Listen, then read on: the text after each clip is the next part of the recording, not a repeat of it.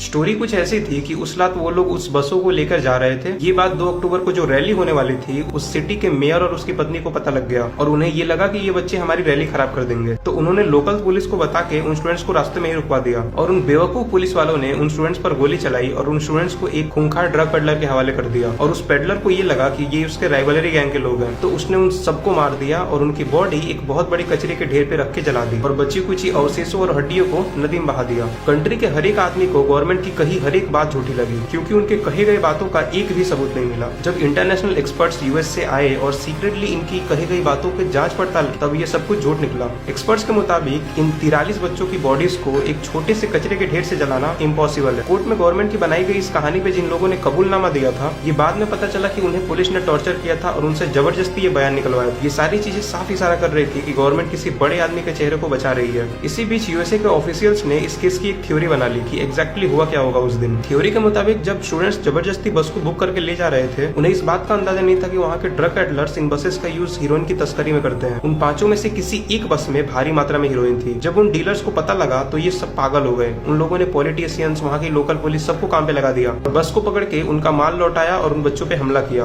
But don't forget, ये एक theory थी, रियलिटी गॉड नोज क्या था। जब बाद में 2018 में जाके मेक्सिको की गवर्नमेंट चेंज हुई तो इस केस में वहाँ के मेयर, कुछ police official, politicians, high post वाले लोग भी शामिल मिले और सबसे बड़ा इन्वॉल्वमेंट था वहाँ की मिलिट्री का। उन सबको अरेस्ट किया गया। इन सारी चीजों में मिलिट्री की 27th बटालियन उनका साथ दे रही थी। इस केस को हिस्ट्री के सबसे बड़े सिस्टम के अंदर का स्कैम बताया गया। अगले कुछ सालों में उन 43 में से 3 स्टूडेंट्स की हड्डियां इधर उधर शहर के कोनों में बरामद हुई। बाकी के 40 लोगों का अभी आज भी पता नहीं कि उन्हें कहाँ ले जाया गया, वो कहाँ गए, जिंदा भी हैं कि नहीं। और उनके माता पिता आज भी हमें न्याय दो रोते चिल्लाते